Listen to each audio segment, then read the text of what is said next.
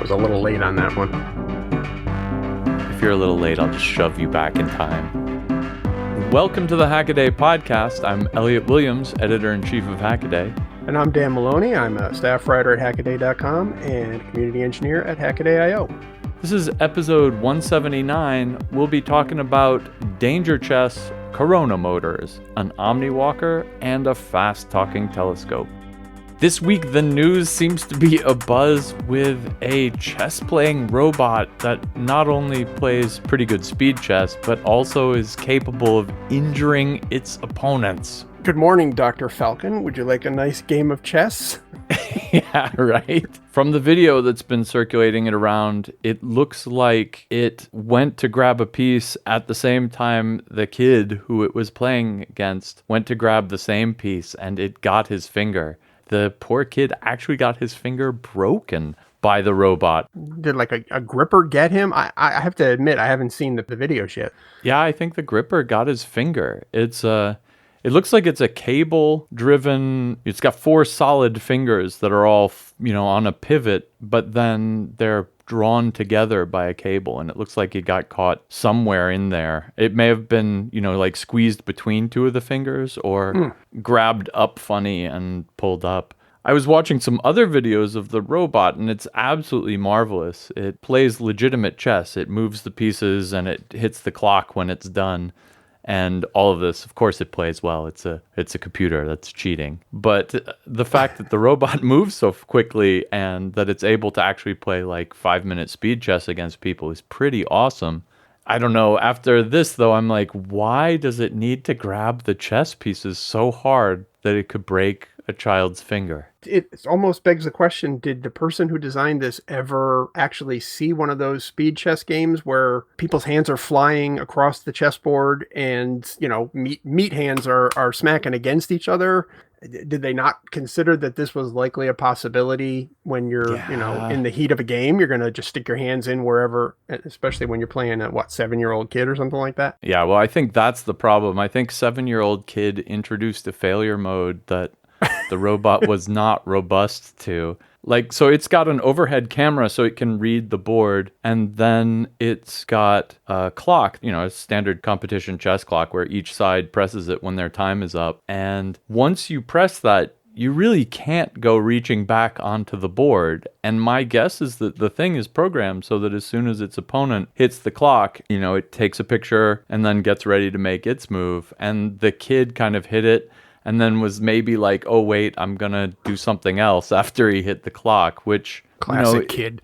It's breaking the rules, but it's also totally okay for a kid. And I think that is what happened here, is that the robot was, programmed to play against perfectly rule-abiding opponents. And kid tries to be like, hey, wait, maybe I'll take that back. And robot is like, I'll break your finger. Yeah, I'm thinking as a robot designer, I'm not going to be able to fall back on that. Well, hey, his fingers are in the wrong place. I mean, it was clear in the rules. Did you not read the contract? Not going to work. A guy local to my old hackerspace had an industrial robot that he'd scored cheap and was working on programming. And at the time, it was kind of mostly under control. He was reverse engineering the whole control mechanics. So, that's a huge software endeavor, actually. But that thing was dangerous. And when you work around these industrial robots that can do, real damage to you without even noticing, you put lines on the floor and, this is its maximum reach. And so, when it's running, you stay on the other side of this line. They're no joke. And this thing somehow is a little bit in that direction. And that part I don't frankly understand. Yeah, I actually had a run-in with one of these big industrial robots once. And it actually wasn't that big a robot, but it was a lot bigger than we were used to in my old job. Lab robotics and stuff. We got this thing to kind of demo. They shipped it to us. It was all folded down. It was a regular articulated robot arm with 4 axes, 5 axes, something like that. So we took this thing out, put it up on the table, bolted it down, got it all hooked up, and then we wanted to power it up. So, hit the big red button, power it up. And it turned out that it had glass encoders, and in shipping, one of the encoder discs had broken. We found this out later. What happened was it wasn't getting any input on the fact that it was moving one of the axes to go through like its startup thing. So it Right. ended up moving every axis as fast as it could. So by Oh, the time like the shoulder axis was moving as fast as it could, and then the next one was moving that fast plus as fast as it could go, and then yeah. you could keep going, get down to the wrist, and the thing was moving at like, the speed of sound Yeah. by the Yeah. time, and it hit the table, and I was just sort of, hanging out next to it. There's no safeties or anything like that. Urgh. And that thing hit the table within like an inch of my head. It went Eee. like whew, right past my head. I could hear it go whistling past my head. And I just said, nope, that's it. Back in the box. we're not ready for this yet. Thing damn near killed me, and Oh, we dude. just sent it back. That seems appropriate. I think there's only a few things I've played around with that are super, super dangerous. And I know a lot of our readers out there are scared of chemistry. But let me tell you, a little chemicals, unless it's like the real nasty ones, there's basically no chemicals out there that are as bad for you as a wayward industrial robot or like class 3 lasers. These are the Yeah. things that will blind you and maim you. And those are the areas where I don't play around. This thing will kill you, and it will hurt the entire time you're dying. Well, on that happy note, let's go straight off to what's that sound? This is a journey into sound. What's that sound? What's that sound? Last week, Dan, I don't know if you heard it, but I gave out a horrible, horrible stumper, and one person got it, but he'd won just the week before, and so recused himself from the running. Coming off of that horrible defeat for me, where I stumped everyone in the Hackaday audience, I'm hoping for you on this one. I'm rooting for you, man.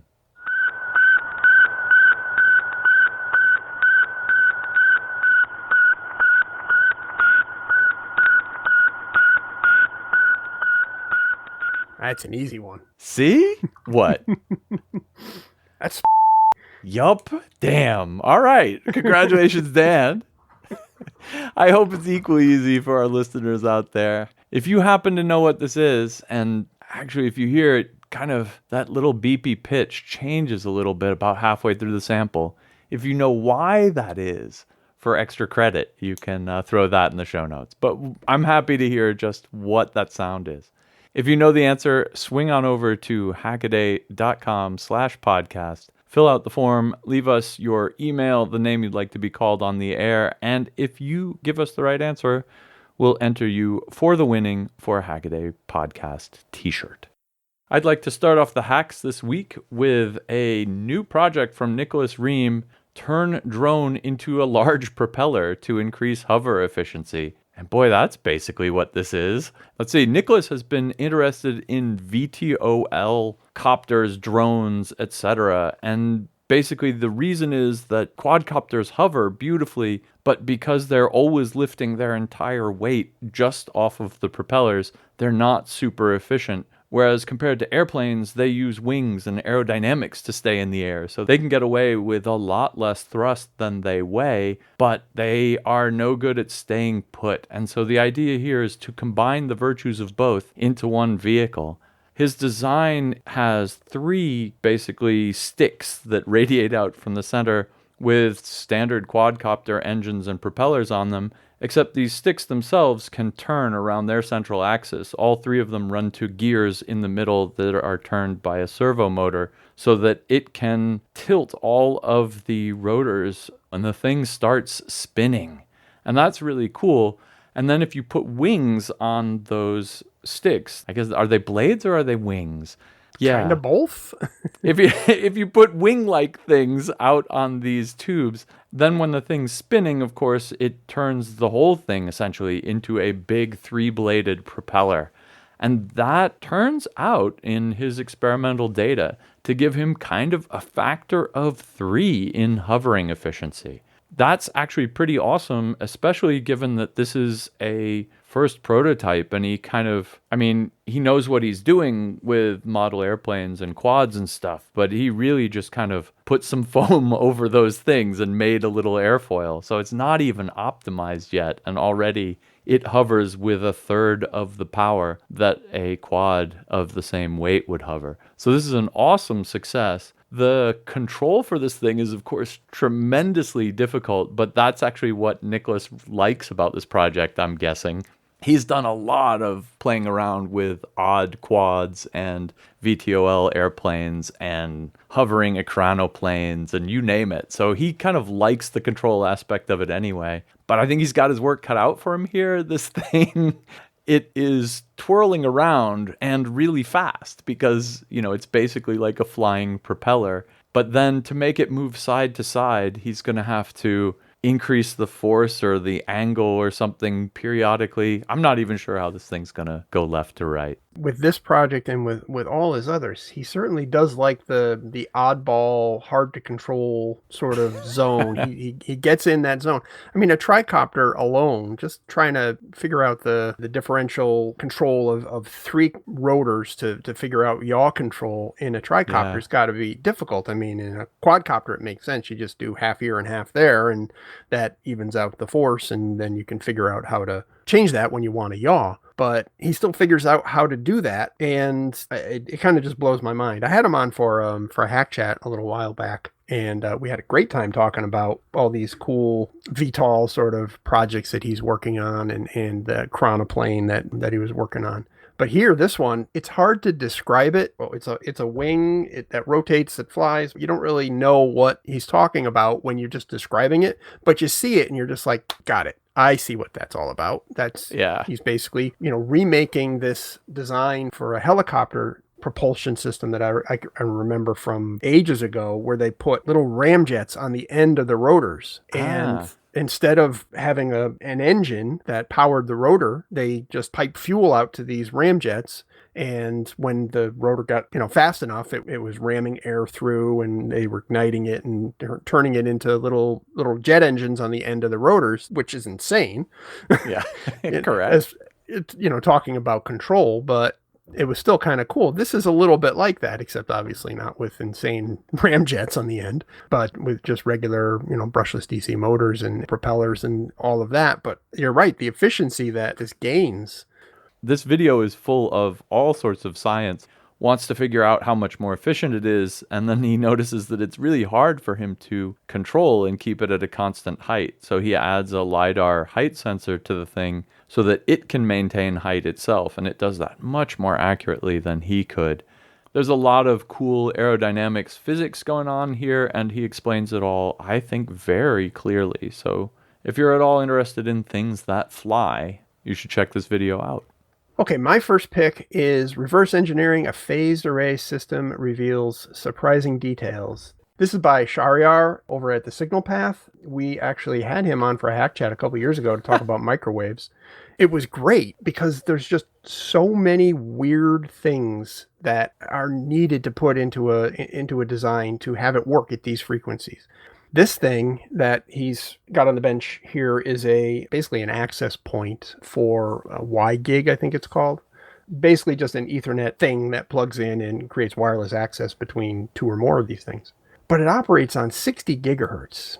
And just crazy. Let that number sink in a little bit. I mean, that's a decent way toward the far IR band. This thing is almost emitting light instead of radio waves. And there's so many considerations on what that implies to the RF circuits. Watching Shahryar actually, take those things apart, not only take it physically apart, but to take the concepts apart and to present it in a way that everyone can understand it. I mean, he works at basically what used to be Bell Labs. I think it's Nokia Labs now. He works there and designs RF and microwave systems that are going to be used for communications, big deal stuff that he works on. And this is his everyday stuff. And the way he's able to explain it to, mere mortals is really kind of cool. You kind of almost feel like you're understand. It sounds kind of bad, but he makes you feel like, wow, I could almost do this myself if I could understand, but then that there's a whole bunch of stuff that he's just sort of glossing over, but he still does it in a really approachable and reachable way that I really appreciate. I love watching his videos. Some of the details in this thing, first of all, it's got 3 phase array antennas on it, each about 60 degrees angled to each other. So they can cover this big, huge kind of arc. Each one of these little antennas is just a tiny little PC board that has 6x6 array, so 36 antennas on each side. On the front side, on the back side, there's all kinds of circuitry. And one of the great things about watching one of these videos is the fact that Shahryar has literally every piece of test equipment known to man on his bench and can just say things like, well, let's just take an x-ray of it. And he does. Yeah. It just takes this thing and throws it onto, into an x-ray, produces this wonderfully intricate and high resolution view of what's going on inside this phase array antenna, tracing all the paths and all that stuff. Just really fascinating. Then does let's do a teardown. Let's throw this into some nitric acid and we'll decap this and take a look inside. And then it gets even more interesting when you're looking inside the chips that actually are driving this phased array antenna.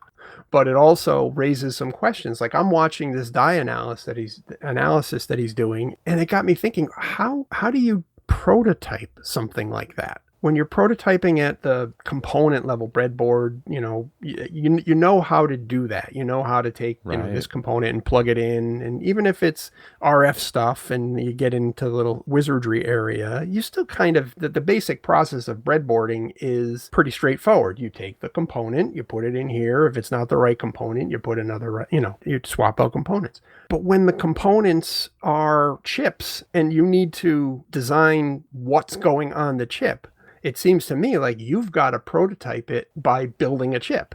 I don't know the answer to this. Is that it? Is that like, well, you go to a small custom fab and you say, build this, and then you take that back to the lab and you say, oh, that doesn't work. I need to make that delay line a little longer or a little shorter. And then you issue them another design and they send it back. And I mean, is that the process? I'm sure a lot of it is simulated beforehand. The physics isn't dramatically different from what it is at other frequencies. It's just everything is smaller. And, smaller is tiny in this case, right? Like the wavelength, I just typed some numbers in, but I guess I could have divided 300 by 60 in my head is 5 millimeters. That's a damn short wavelength if you think about it. And that means that, anything on the order of kind of 2 millimeters makes a good antenna for this thing. So your parts have to be very small. And so like you're saying, like everything is shrunk down. And basically the only way to do work on this scale is to get it done in the chip. Like, there's no way, you can't run wires that are this short, people. Like, it has to be done on the chip.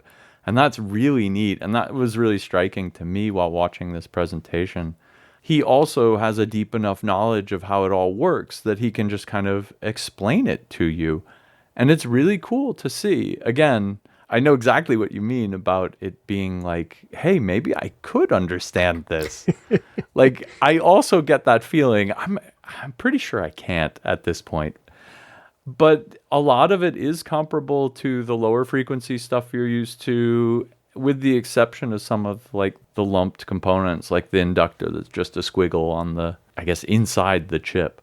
But it's really, really cool stuff. And so if you're interested in radio, give it a look. It's a long video, but it's absolutely worth it. Yeah, most of his videos go kind of long, but you don't notice it. You're just like, all of a sudden you're at the end of it and you're like, wow, I just learned a whole heck of a lot of stuff that I didn't know I needed to know that. He's not afraid to tell you the truth. Like, he's not afraid to tell it like it is. And this is not easy stuff.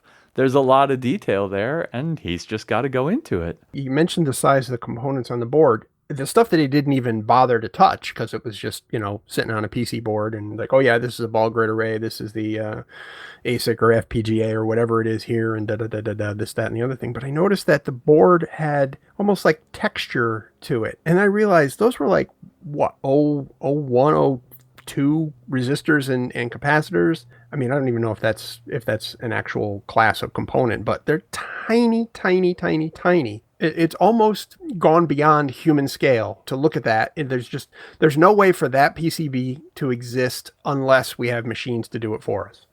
I guess where I'm going with that. It's fascinating to see that. And then to have him just sort of blow that off. Okay, well, that's not the really interesting part. Let's look at this thing. And to have that end up being the far more fascinating thing. I think at some point he even said, yeah, we could probably spend 10 hours talking about this. And I think it could. And I think it would be an interesting 10 hours. Our next hack comes from longtime strange motor and hyper efficiency aficionado Laser Saber. This is atmospheric high voltage motor makes useful power. And this is a corona discharge motor. It uses really high voltage to electrostatically charge up the surface of the rotor, and then that gets attracted to the kind of alternating positive, negative, positive, negative, positive, negative veins that go around the outside of the thing. What is shocking about this video is exactly what's in the headline. It makes useful power. He has this insane demonstration where he straps a 1/4-inch wood drill bit to the end of this thing and like just goes drilling holes through 3D printing filament spools that he has lying around just to demonstrate. Yeah, that's some pretty good torque out of this. What I think is really neat is the motor itself, and this is kind of a 3-video series, but he's been working on a motor of this design for, at least 9 years. You should really go back and look at his development of it if you want to. The plans for this are completely open. It's all up on Thingiverse for the 3D printed parts, and you need to get some acrylic lasered out. Otherwise, it looks like, you have to take some care with making sure you cut off all the stray ends of your wires, because this is high voltage, folks. This is, tens of kilovolts kind of high voltage, 30 kV. This is the sort that, arcs across air, and little pokey corners in places you don't expect can make lightning that makes your motor not work. So watch out for that.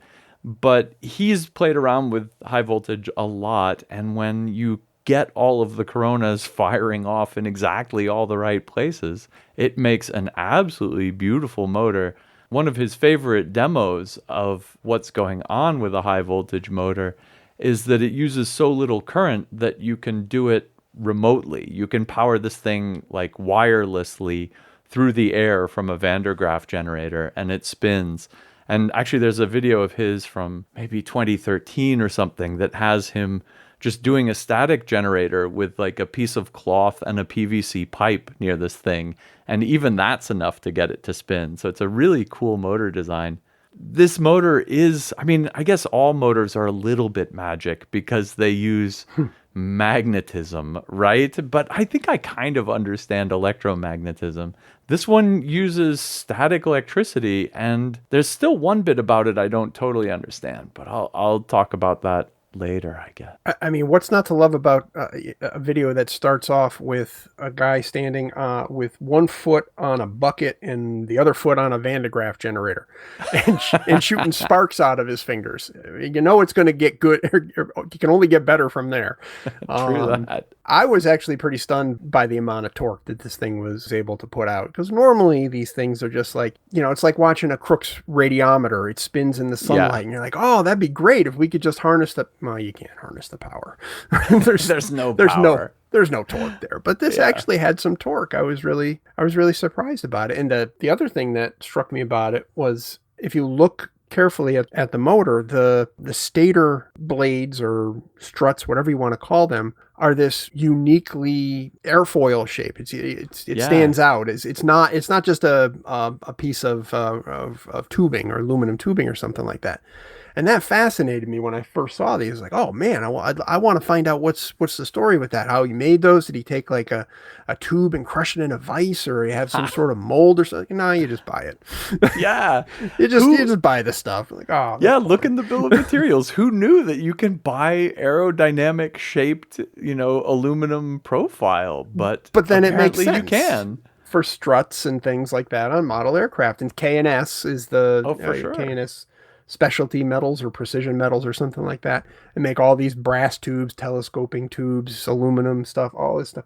Yeah, sure. Why not? Make something in the shape of an airfoil, and it'll find its way into a model plane of some sort, and he put it to use in this. It was a very cool build and interesting materials, interesting methods, and interesting results. Yeah, I want to talk a little bit about the part I don't understand real quick, and maybe someone out there can leave us the answer in the show notes. I went looking through all his old videos here. The other video of a Corona motor that came to my mind was one by Jay Bowles fairly recently.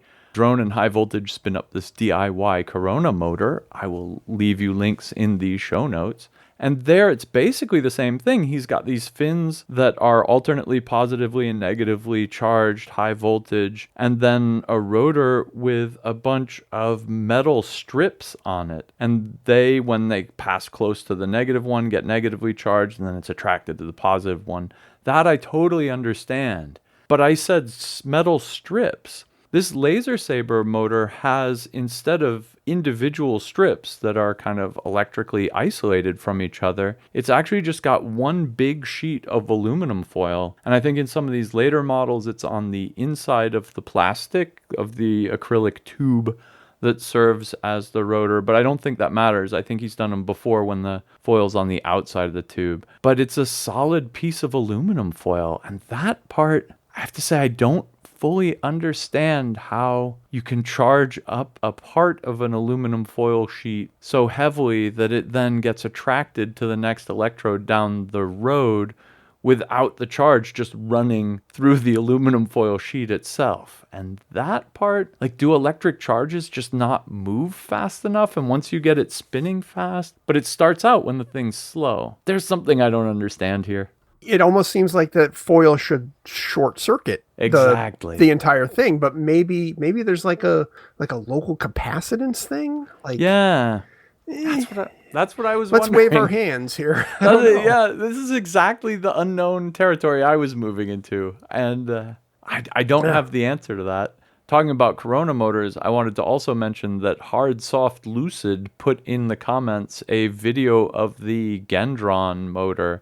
Or Gendron. It's a French research project. This thing is awesome, where both Jay Bowles and Laser Saber's models have a pointed fin that gets close to the rotor and charges it up. This one instead has a whole row of pointy like nails that point at that section. And so it's alternating positively and negatively charged ultra high voltage nails pointing at this kind of aluminum foil wrapped rotor on the inside, and that thing is hauling. So that's a really cool looking motor too.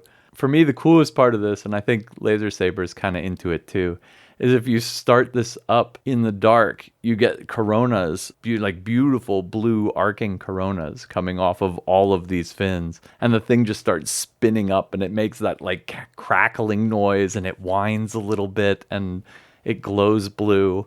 This is like science fiction motor for sure. Looks like something out of Frankenstein's lab, the old prop out of the old movies. You get me one of these and a Jacob's ladder, and I'm content. Happy man. So my next pick is digital toy camera made for tilt shift and other analog-like experimenting. This is by a fellow that goes by the name Volzo, who has a great look. He looks like he's a straight up James Bond villain. He does some really interesting other stuff other than this one project. We'll talk about that a little later. And I kind of don't like the toy designation here. I mean, it seems kind of a little bit pejorative, but it has a specific meaning and it makes sense. And I'm glad that Donald put it in quotes when he wrote the headline here, because this isn't a kid's camera that he's making. What he's making here is a camera that is made to be played with, experimented with, stretched to its limits, that kind of thing. Thanks to this article, I learned what the term lomography means. And one way to look at it is it means I take bad photographs and I say they're great. But the right way to think about it is to take photographs that are technically unsophisticated, I guess. Like you would look at the photograph and say, well, the exposure's wrong, or well, it's not in focus, or it's not framed, or whatever. But it's done in an aesthetically interesting and pleasing, hopefully, way, or a way that kind of, gets a message across that a straight photography or a straight photograph couldn't get across. To me, it's kind of an extension of the idea that painting, actual portraiture and landscaping and all that stuff used to be very, very realistic. Like the Dutch masters in the 1600s and 1700s, they could make an oil painting that you would have a hard time telling from a photograph. There was such detail and depth in it. And then the camera came along and artists said, well, there's no point in me making a photorealistic picture anymore when I can just take a picture with a camera. So let's go to a different place. And then that's where you get like impressionism and modernism and all that stuff. I don't know art history or anything like that. I'm just throwing terms around. But that kind of stuff where you start getting more artistic paintings kind of came along as a result of photography kind of taking that place of photorealistic. And now we've gone back again, where now cameras are everywhere. Everyone's got one in their pocket. You can take a picture of anything and you can make a beautiful photograph with an iPhone camera or an Android camera. And photography is saying, well, maybe we don't need to occupy that space anymore. Let's go do something else with our cameras. So you get something like lomography, which is, like I said, basically a fancy name for technically bad photography. These cameras that Volzo is making are interesting because they allow that. They are built specifically to enable that kind of photography and allow you to play with the basic layout of the camera, the basic architecture of the camera to achieve these kind of interesting aesthetic details. One of the interesting points that he makes in the video and in the article that accompanies it is the difficulty of actually going all the way back to the source, to the component level for building a camera. It's almost impossible for the civilian, quote unquote civilian, to get raw image sensors. Like, I want to order the image sensor chip that you would see in a phone or in a security camera or whatever. Apparently, because of NDAs and other intellectual property things, they don't want you really, unless you're building in hundreds of thousands of units, they don't want to know you, the chip vendors. And add on to that the fact that you've got to write drivers and figure out algorithms for doing the doing the filtering and putting that image back together. All that stuff is on you. So he says, fine, I'm just going to use a pre-canned image sensor of some sort, and it ended up being from the Raspberry Pi ecosystem. The mounting system that he comes up with to mount these image sensors and to mount their lenses is interesting. Tiny little image sensors and tiny lenses, M12 threads on these lenses. And again, that is smaller is cheaper, and cheaper is easier to experiment with. Cheaper is easier to lose. So if you lose something, whatever, just go put another one on. Change lenses quick, be able to do different kinds of photography. He made this neat mounting system for the image sensors, which use magnets and allows you to rapidly switch sensors or optical elements in and out of this path. Just nice little builds. Built one camera out of wood, built one camera out of 3D printed parts. Both of them use a lot of 3D printed parts. And there's just a lot of cool little details in here, plus the ability to turn them into aesthetically interesting pictures. I thought it was pretty cool. As much as I like the kind of retro lomography thing, I think that's selling this camera short a little bit because it does some other really cool tricks. Like the lens mount is kind of interchangeable and you can take one off, and he has one of them that has a little tilt shift attachment to it. So he can tilt the lens relative to the film/image sensor plane. And that's like an old trick to make things, it messes with the perspective, but it also messes with the focal plane. As an old trick that landscape photographers used to use to, it makes those lines that converge in the distance, you can actually tilt it exactly along with them and it undiverges them. So it can make, when you're standing at the foot of a building, it would look like the columns are all bending in toward each other. You can kind of undo that by tilt shift. And there's a whole bunch of other things there that you can experiment around with here. And so I think on one hand, there's the kind of, we'll throw a crappy lens in it and it'll give you the Lomo experience. But on the other hand, you can put a cool 3D printed lens mount in there and it'll give you, the old bellows and rail camera experience, which is quite the opposite end of the spectrum from the little, crappy point and shoot. So it's really a cool project because it kind of takes a lot of, what's interesting about photography and puts it in your hands and, gives you the 3D print files that you can then start messing around with yourself. Really fun project. Yeah, I think the lomography thing might be sort of a get out of jail free card. If it didn't turn out, if the photographs didn't turn out to be good, or if the camera didn't turn out to be good, well, it's just lomography, blah, blah, blah. Yeah. But that's not the case here. I think, like you said, I think he was maybe selling it a little bit short or gauging expectations so that people aren't saying, well, that's just a toy camera, but that's the whole point. Yeah, and just to circle back to the other projects that he's done that I mentioned before, the one that caught my eye, he did interesting photography before with, and I can never pronounce this correctly because it needs an extra vowel, solargraphy,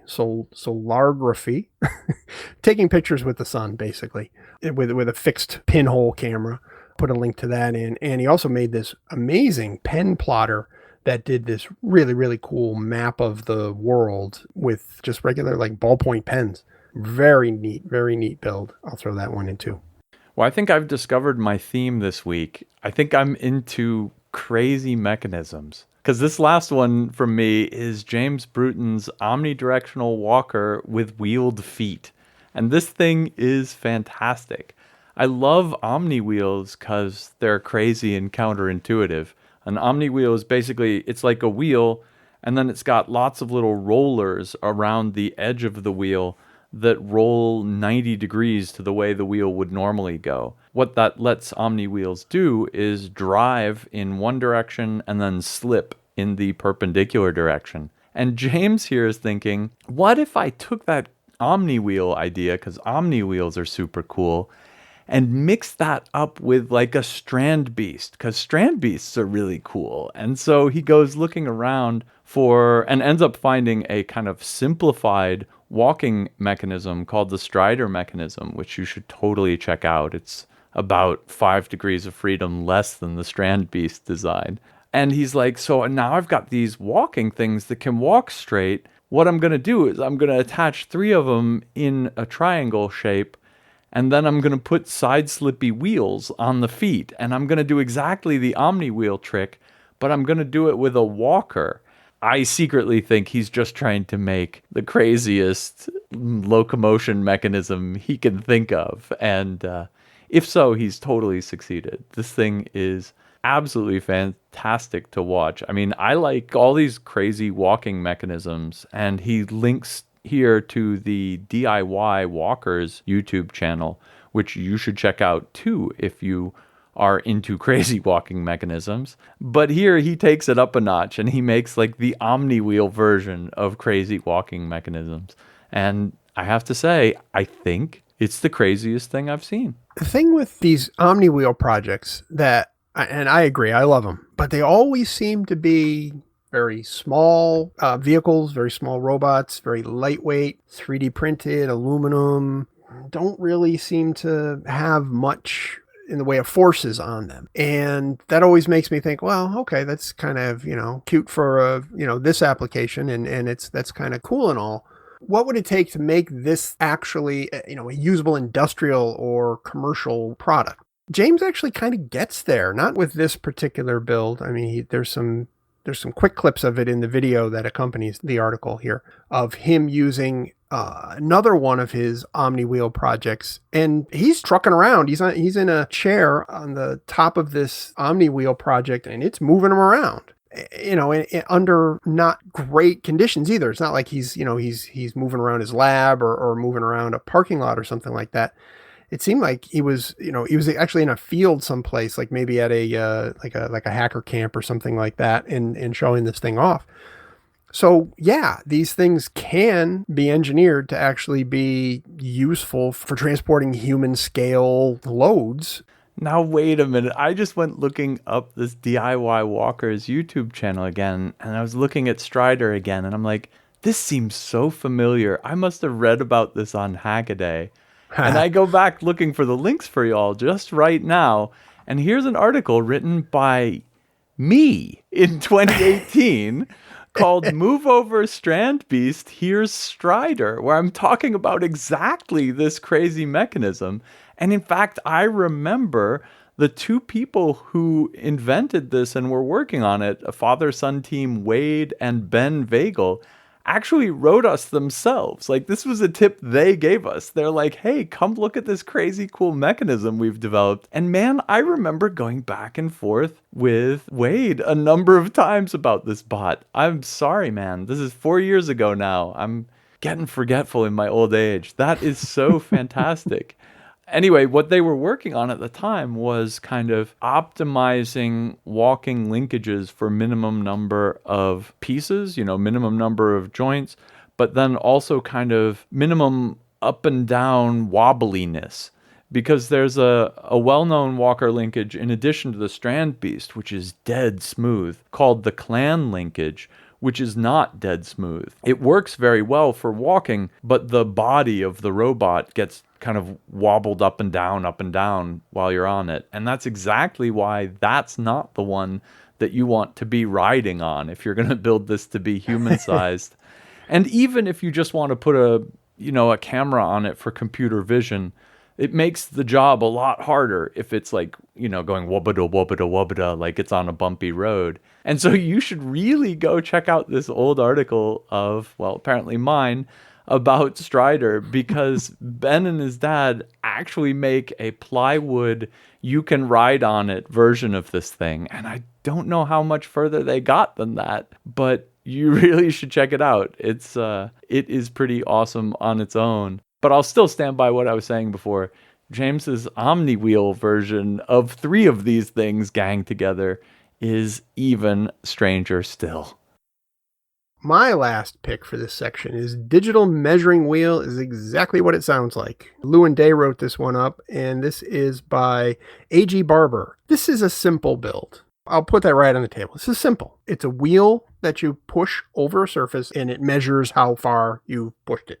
There's not a lot that's complicated about it. It's a nice build. It's got a little OLED screen for showing you the results. It's got an Arduino inside to measure pulses coming back from an encoder. The wheel that's on the outside is printed in TPU or some other flexible kind of filament. It's a nice build, and it's probably a handy thing. If you were going to measure like large distances, it probably wouldn't roll over the ground very well, for instance, or something like that. And it's only got a range of up to, I think, or 10,000 centimeters. But the thing that got me about this is there's got to be a name for something like this that's better than measuring wheel. Now, there's a smaller version of this thing that I know the name of. It's like a little, it's for measuring distances on maps. So you've got a little tiny wheel and a couple of different analog scales. You push this thing along a map and you can kind of follow a twisting, turning, road or contour if it's a topo map or something like that. And that's called an opisometer. Okay. Among other things. It's like a curvimeter and other things, but the name I know it by is opisometer. And I've always been very proud of myself that I know what an opisometer is and that I actually own an opisometer. Ooh. But I don't know what the name of this thing is, or I didn't anyways. Until it's interesting too, because I was making a list of things that I need to do when the next time I go to our property. I need to do some measurement and I need to bring my, what do you call it? I call it the measuring wheel. The same thing. It's the thing that you push along. It's got a wheel and it's got a clicky thing that measures the number of feet that you go or meters or whatever. And I always just call it a measuring wheel. That's got to have a different name. There's got to be a great name for it. It's got to be something like an opisometer or blah, blah, blah, whatever. I looked it up. It's called a surveyor's wheel. It's very disappointing. That's even less cool. There's actually a reference to something called a hodometer, H-O-D-O-meter.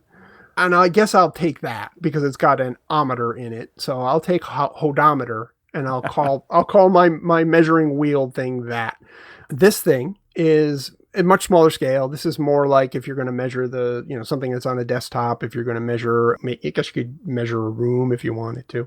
It's got another mode where it can act as a tachometer. It's got a mode where it can measure the diameter of a pipe by running around its circumference. So it's got some interesting little features, and I thought it was a great little build. And the fact that it's almost all 3D printed. There's some homemade bearings in there, basically. It looks like the races for the bearings are printed right into the case and the wheel and all that. And then you just fill the race with 3mm BBs. So anyways, I kind of like this one because it raises this question for me. What do you actually call this tool, this surveyor's wheel? You call it a surveyor's wheel? Are you kidding me? It actually is useful too at the scale it is, or you could scale it up. You could see how you could make a landscape or surveyor's version of this by increasing the diameter of that wheel, making it harden to the environment that it's going to be operating in to some degree, and changing the ratios of when the pulses come back and how much distance that represents. I mean, the interesting thing is too, you could just do the math inside of it to go back and forth between imperial units and metric units. Although I'm sure that'll make somebody mad if you do that.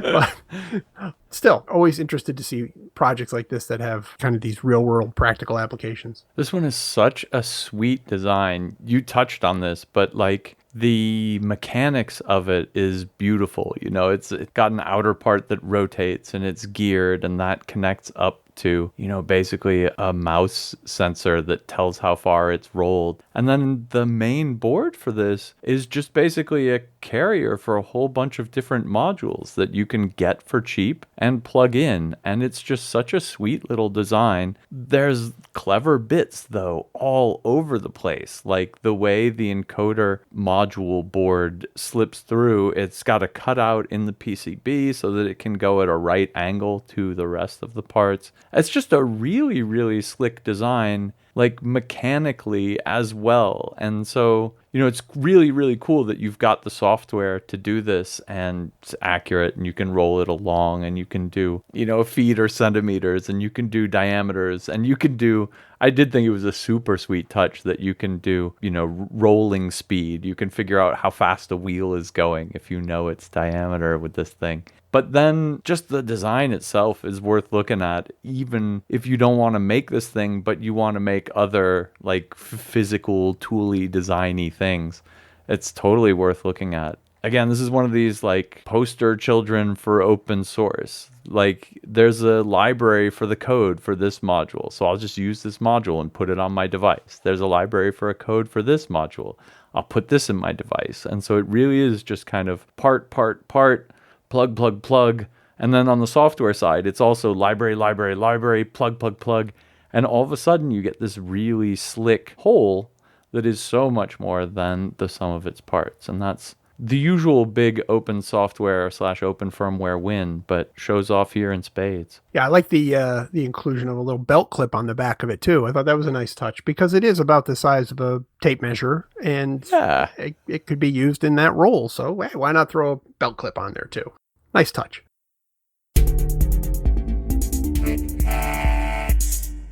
My first quick hack, balloons are the user interface of the future. This is a research project from University of Tokyo. It has a balloon that is levitated in space by a combined 2,739 individual ultrasonic transducers acting to kind of beamform and push the thing around.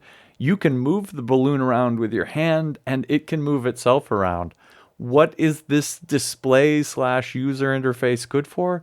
No one knows, but it is hella awesome. Following that, Zachary Tong, a tiny forest of resistors, makes for quick and dirty adaptive optics.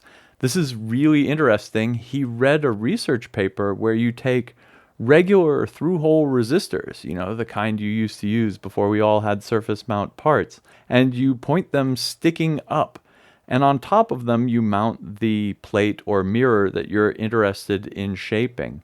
You run current through the different resistors. They heat up a little bit, and they expand or contract by kind of a micron or two. And by controlling which of the resistors you heat up, you can bend whatever's on top of them or angle it or steer it in this kind of super microfine way that you would want to do if you were doing adaptive optics or correcting for like atmospheric distortion.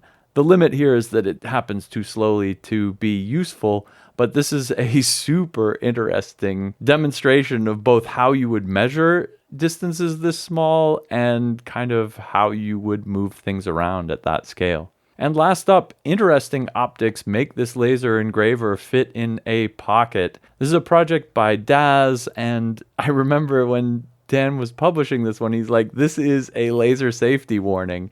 And you were right. This project is doing basically everything all wrong. It's a 500 milliwatt laser mounted in the open, and it's bouncing off of mirrors that are driven by those cheesy, whatever they are, 28BY louver gear motors. It's trying to engrave a surface by inclining this mirror like on a gimbal as if it were a galvo driven by these motors, but they run really slowly. And if you're trying to engrave something that's flat, but you're doing it from one point like this, you of course have problems with focus. And, all of my spider sense is tingling here and saying this project will never work. But yet it does. So go check it out. I think if you're going to do this yourself, put it in a box and or wear laser safety glasses, because none of the parts are reliable here and it's all open beam everywhere. But other than that, it's really cool that he got it working. Okay, my first quick pick is Design Cities in a Snap with Buildify by Pavel Oliva. Now, I don't do a lot of Blender, i.e. I don't do any Blender, and this one is a Blender hack that basically allows you to create any kind of cityscape that you're looking for. It intrigues me because it kind of tickles the Sim City part of my youth, where I was building cities and destroying them with Godzilla and all that stuff. This one kind of gets me because it reminds me of that, except the level of detail is so much more fine. So there's so much more detail in these buildings, and you could actually create some pretty realistic cityscapes. I don't know what you'd use them for, but the fact that you can create virtual cities with an application like this and do it quickly and easily is pretty cool to me. Next up, we have Machine Learning Baby Monitor Prevents the Hunger Games by Caleb. Caleb's got a new baby. New baby's new baby. They want food when they want it, and he's learning how to build a system that uses machine learning to predict when that's going to happen. So to kind of fight that off, it turns out that crying is sort of a late stage symptom of hunger in babies. And so rather than rely on the usual thing that parents rely on, the kid's crying, so plug them in, he's actually looking at some of the other indicators, the early indicators, like sucking on a wrist. There's postures that actually indicate like where he's looking and stuff like that, that kind of indicate what his state is regarding hunger. And he's getting good results with this, with making it so that he doesn't have to wait until the baby starts crying to start the feeding. The video that accompanies this is hilarious. The training sets that he had to do, where baby Caleb is actually going through some of the motions of that a baby uses, and plus the feeding application that he built at the end to sort of automate the feeding of his child, which of course he didn't actually do. That was also pretty funny too. So definitely worth a watch. And last up is a Nokia 5110 that gets an Android stowaway and a keyboard. This one is by Benfinitive. If you remember the old Nokia 5110, the classic brick phone that kind of kicked off the whole everybody's got a cell phone before smartphones, although they did have sort of a version of the phone that you could send faxes from and you could do emails from. Benfinitive wanted to kind of recapture that and make a version of the 5110 that had a keyboard. So he basically popped the battery cover, stuffed a little tiny keyboard into that, put an Android phone inside the Nokia case, and so it's a fully operational phone, but it also a fully operational Android phone that uses this keyboard as a Bluetooth remote basically. But on the other side, on the original Nokia side, the keypad and the display still work. So I thought that was a nice little touch to really sell it as a Nokia.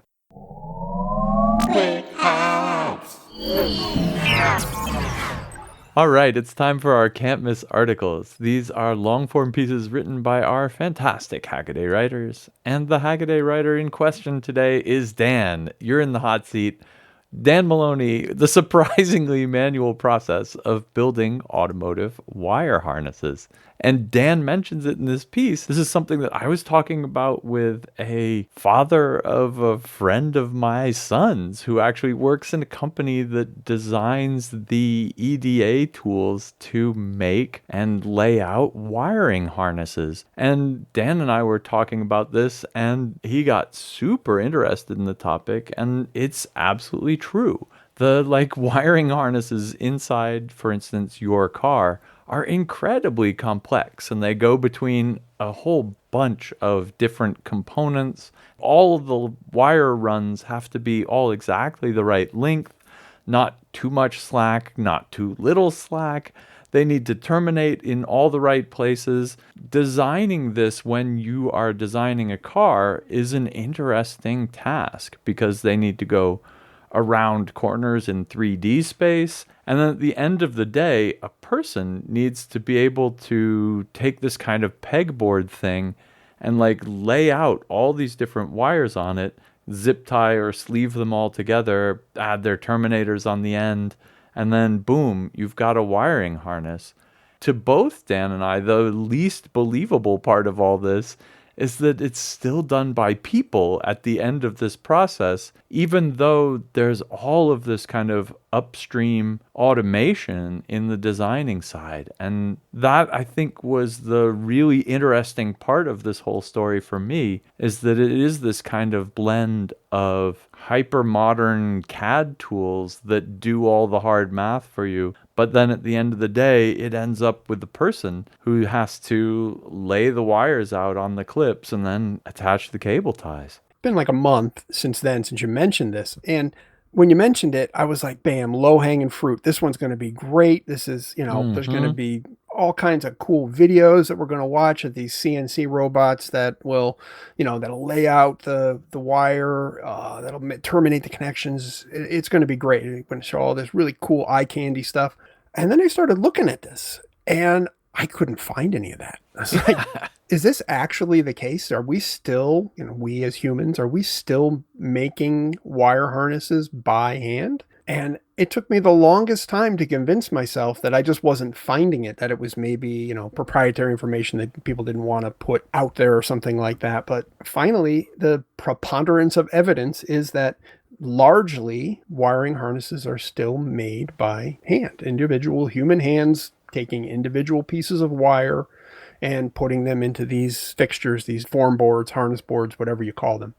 And that's actually an interesting story, in itself. Humans are really good at fine manual tasks, obviously. We're really good at that. We're really good at doing these things flexibly as well. I mean, you can grab something big and chunky and put that on a board or in a box or something like that. And then instantly, with the same end effector, change to picking up the tiniest little bit of that and, doing very fine work, putting a very small nut on a very small bolt, whatever. Yeah. You're no tool change there. You can go from big and chunky and moving something that may weigh, 20 kilos, something big and heavy. So you have to use your whole body to do it. And then with the exact same tooling, do something very, very fine. And I find that idea very fascinating. And I think that's where humans come in the winners in a lot of things that we suspect are going to be automated or could be automated at some point. It's just all about the fact that we have the flexibility to do big to small, gross to fine, and all that stuff, and just sort of do it without thinking about it. So I don't think it's a case where this can't be automated. And I certainly think at some point it will be automated. But right now, it doesn't make sense to do because there are people who can do it and who are willing to do it. Unfortunately, for usually for a fairly low wage.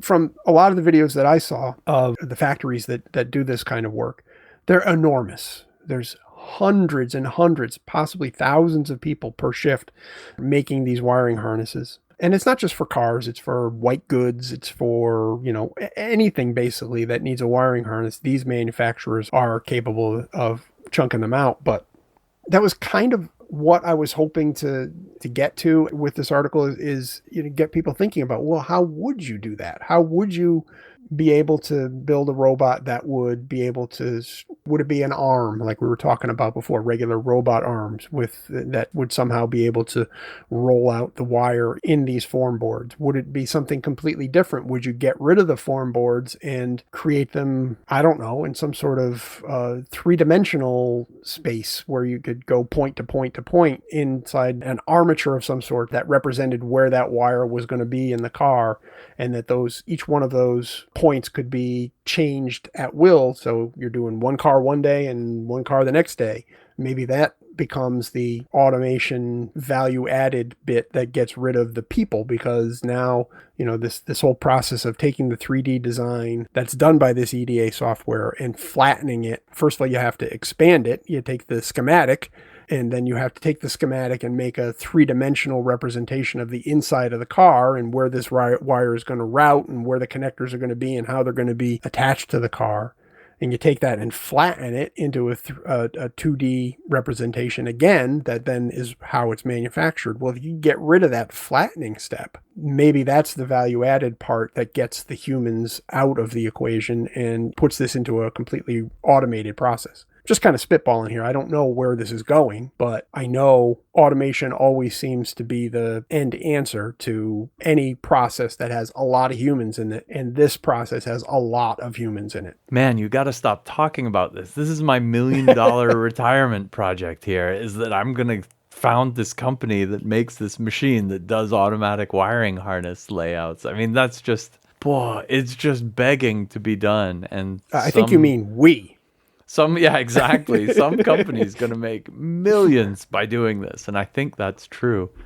Yeah, I was totally shocked that this was done by hand, and I went and confirmed it with my friend who happens to know that at least a few major German automotive companies have all of their wiring done by hand. And then we talked to Al, who has worked in aerospace on spaceships and fighter planes, and he confirms that the wiring harnesses for them are also all laid out by hand. I mean, it's the extremely low production numbers and high reliability case, like with spaceships on one hand, where you'd kind of expect it, but it's all the way to mass production automobiles on the other. And I assume washing machines in between. All of this stuff it's such a neat problem when you think about it. Okay, my pick this week is Tom Nardi's How Does the James Webb Telescope Phone Home? I mean, I feel like Tom and I have a little bit of a friendly competition between, who's the space geek of the week. And Tom wins this week. This is the article that I would have written if I had hopped on this one faster. It comes from the discussion that recently sort of, in the popular press, you saw headlines about how James Webb Space Telescope has a hard drive that's smaller than the one in your ... Sure, while that's technically true, it has a 68 gigabyte SSD inside. That's not really the story. And Tom dug into this a little bit more to see, really what's this all about? Are we really talking about sending a $10 billion space telescope up to Lagrange point 2 and just giving it not at least a terabyte of storage? Come on, you can buy a terabyte for less than $100 now. Why don't we just throw that on there? And of course, with space, everything is different. First of all, it's not really a solid state drive. It's a lot more than that. It's called the solid state recorder, and it replaces what has traditionally gone onto some of NASA's space assets, like Voyager, like Hubble Space Telescope, like fill in the blank. Pretty much anything has needed some way to record data, and the way to do that, up until shockingly recently, has been with tape. I mean, I wrote an article about that, about the Pioneer space probes, which were sent out before the Voyager grand tour of the solar system, to see if it was even possible to get past the asteroid belt, which was a question at the time that nobody knew the answer to. They were sent out with what basically amounted to 8-track tape drives, super engineered and very special, but really just 8-track tape drives. Voyagers went out with those, and they're still working 43 years later and more than a solar system away. Yeah. This thing, obviously, this solid state recorder is considerably different, but it fulfills the same mode. It's basically a buffer. It's buffering up to a day's worth of data from the telescope and storing it so that when it gets a chance to download it to the Deep Space Network, that it can do that. Or the backhaul link on this is, to me, is the more interesting part of this story. You look at the Webb telescope and it's got this magnificent 6.5 meter multi-segment mirror, gold over beryllium. Okay, it's already taken a couple of dings, but it's got this gigantic optical element on the front, and underneath on the backside, on the hot side of the telescope, because it's got that gigantic sunshade as well, is a tiny antenna. It's only 60 centimeters in diameter. It's a little tiny high gain antenna for the Ka band, which surprised the heck out of me that it could be that small and sort of almost stuck on as an afterthought. But obviously it's not. It's well engineered. It's only as big as it needs to be. But it still was a little bit surprising given the recent article I wrote on Voyager's high gain antenna, which was 3 point something meters across. It was just as big as it could be to fit inside the fairing of the rocket that launched it at the time. And if it could have been bigger, it would have. So that's an enormous antenna that's now on the outside of the solar system looking in, and it's still communicating. Well, this one on Webb is going to be a lot closer and never get much further away, hopefully. So it can be a smaller antenna, and it has the capability of talking to the Deep Space Network. Tom says the theoretical maximum bandwidth of 3.5 megabytes per second. I'm not sure if it's megabytes or megabits, but mega somethings per second. And that's a relatively high speed link for that kind of a link distance. And you can jam a lot of data through that. So the numbers all work out. One of the interesting things about this article was that he kind of bounced around the numbers and said, well, this is why they came up with sort of an oddball of 68 gigabytes of buffering capacity, because it's going to have two windows every day of 2.7 hours or something like that it can talk to Deep Space Network. And so if you do the math, it works out to be 60 gigabytes needs to be buffered. And they built in a little bit extra for the inevitable cosmic rays that come through and blast a little bit of the memory elements, chip away at the overall capacity of this SSR. That kind of engineering really fascinates me. So there's a lot of really cool stuff that goes up into space, and that's why it's worth writing about. But NASA is also really chatty with their material. They really put a lot of material out, a lot of good engineering material on top of the stuff that's made to go to the popular press and things like that to work up, enthusiasm to continue these kind of missions. That stuff's interesting, but the engineering stuff that they put out is endlessly fascinating if you can find it. Sometimes it's difficult to find. And Tom did a good job here getting to the engineering data. But when you can find it, you can write a lot about the interesting engineering details here. I guess I have one mea culpa about this one that I'd like to talk about, which is the art request for this. And Joe Kim, our artist, does phenomenal stuff, and we give him the most crazy technical requests, and he comes through. He's a bit of a sci-fi nerd, so a lot of it is right up his alley. But this one, he gave us the James Webb Main optical mirror as if it were radiating radio waves back to Earth, right? As if that were the satellite dish. And I totally see his confusion here. And actually, when I submitted this request, I was looking for a picture of this antenna and where it was on the space telescope, and you can't find it anywhere. It's totally hidden. Like you said, it's on the hot side, on the underside, but there's no angle from which you can see it. And when Tom finally did get a picture of it, I'll be damned if it doesn't look like a telescope dish. It looks actually like Joe wasn't wrong. It looks exactly like a telescope dish. And in fact, if you're a radio nerd, you should have a look at both the high gain and low gain antennas here. This picture is really awesome. The high gain one is literally like a telescope, except it looks like it radiates from the center of the dish up to a little conical reflector at what would normally be the focus or where the horn is. and then that reflects back down to the parabolic mirror and then out. So the thing really is like a telescope except for radio waves. It's a very interesting design. And the low gain antenna is just a bunch of flat plates put in the right places. And that one is a significantly less interesting design. I've seen some really cool like hobbyist video receiver antennas that people use for like long distance model airplane flying first person view stuff that look a lot like that antenna. It's a great design, but it's not a crazy design. But this high gain antenna, that's a freaking telescope for radio waves. Yeah, and that's one of the things that surprised me when I was writing that Voyager, the article on Voyager's communication system and its high gain antenna, which is basically the biggest, most obvious piece of that. They refer to it as a Cassegrain, that it has Cassegrain optics. Yeah, totally. They actually refer to it as optics, even though it's radio waves, not light. And it's exactly what it is. And this high gain antenna on Webb is exactly that, but smaller because it's only as big as it needs to be. Oh, and then the last coolest thing about this is that somewhere in the comments, Daryl Kowalski comes in, and Daryl actually worked at Seeker Engineering, which built the SSR for the James Webb Space Telescope. And as much as I hate it when we're wrong, I love it when we're wrong, but the person who would know corrects us. And this is one of those cases.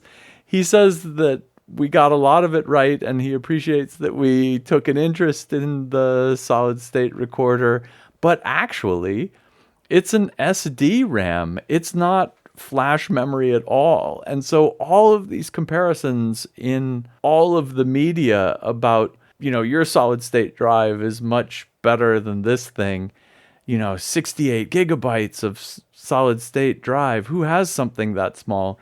Is actually totally wrong. This is 68 gigabytes of RAM in your computer. And your computer doesn't have 68 gigabytes of RAM. So first of all, you're not as cool as the James Webb Space Telescope. But second, I just think it's really neat that the perspective that Daryl brought to this, he says, this thing never powers down. There's no reason to use any power off non-volatile storage memory because the telescope is always freaking on. If it's off, you have real problems, right? Like it's not in control. It's a vehicle. It's not in control if it's turned off. So it's always powered on. There's no reason to use anything other than RAM on this thing. Anyway, I just thought that was a really neat perspective. And so, mea culpa, we also fell for the trap of thinking that it was flash memory because that's what we're all used to storing large amounts of data on. But yeah, it's actually RAM. How cool is that? The internet is full of a lot of, actually, and right? that person doesn't know what they're talking about. On Hackaday, there's a pretty good chance that actually is coming from someone who really has earned the right to say actually. And I find that amazing. I said this to my wife and she's like, well, what if it's just one of those actually dudes? What if this guy's just totally blowing smoke up your butt? And so I Googled him, senior ASIC design engineer. There you go. So, Daryl, my wife owes you an apology, and thank you very much for coming in on the comments with that. We totally love it when the field experts come in and set us straight. That brings us to the end of this week's Hackaday podcast. Thank you very much for listening. Shoot us an email, editor@hackaday.com. If you've got some tips, send them to tips@hackaday.com. Show notes are up on hackaday.com/podcast. And until next week, keep on hacking. Bonsai. I didn't know I needed to know that. Yeah. Fine by me. That's why we don't record live. I think that's the way to end it. Now what are we putting here? Cool. Now, yeah, it was like, that was fun. Now here comes the work. Wire harnesses are made of people. Intro, outro, episode, show. Done.